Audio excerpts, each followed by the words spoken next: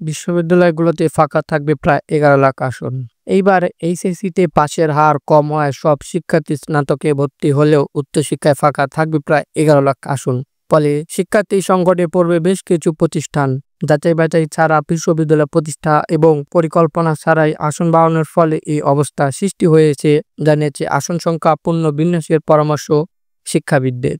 আর UGC বলছে এর ফলে মানহীন ও পিছিয়ে পড়া প্রতিষ্ঠান শিক্ষার্থী নিজেদের অবস্থার উন্নয়নে সচেষ্ট হবে।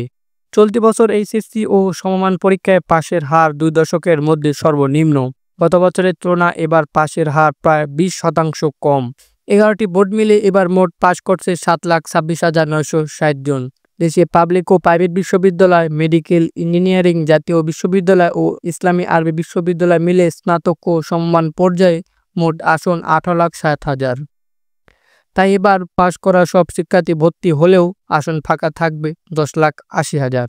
ফলে শিক্ষার্থী সংকটে পড়বে জাতীয় বিশ্ববিদ্যালয়ের অধিভুক্ত বেশ কিছু কলেজ ও পিছিয়ে পড়া বেসরকারি বিশ্ববিদ্যালয়গুলো। এক শিক্ষাবিদ বলেন, দেশের চাহিদা কথা মাথায় না রেখে যাচাই বাছাই ছাড়াই বিশ্ববিদ্যালয় প্রতিষ্ঠার ফলে উচ্চশিক্ষায় বাড়ছে আসন। তাই আসন সংখ্যা পুনর্বিন্যাসের পাশাপাশি সবাইকে প্রচলিত উচ্চশিক্ষা গ্রহণ না করে কর্মমুখী শিক্ষা গ্রহণে পরামর্শ তাদের। অধ্যাপক মুজিবুর রহমান সময় সংবাদকে বলেন, উচ্চশিক্ষায় কেবলই আগ্রহী এবং যার সক্ষমতা ও যোগ্যতা আছে তাদের জন্য, উচ্চশিক্ষা সবার জন্য না। এইচএসসি পর্যন্ত ঠিক আছে, এরপর সবাইকে আপনার স্নাতক ডিগ্রি করাতে হবে বিষয়টা কিন্তু না। কেউ হয়তো কর্মমুখী পর্যায়ে যাবে, কেউ ব্যবসায়ী, আবার কেউ অন্যান্য কাজে যাবে, কেউ টেকনিক্যালে যাবে, কেউ স্বাধীন পেশায় যাবে। এটা হতেই পারে।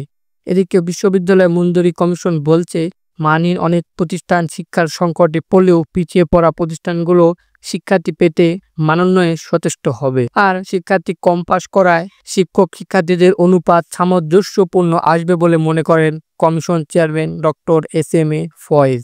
উচ্চশিক্ষায় সংখ্যা নয়, বরং মানসম্মত শিক্ষা ও শিল্পের চাহিদা পরিপ্রেক্ষিতে মানুষ সম্পদ তৈরি করতে পারে বড় চ্যালেঞ্জ, বলছে ইউজিসি।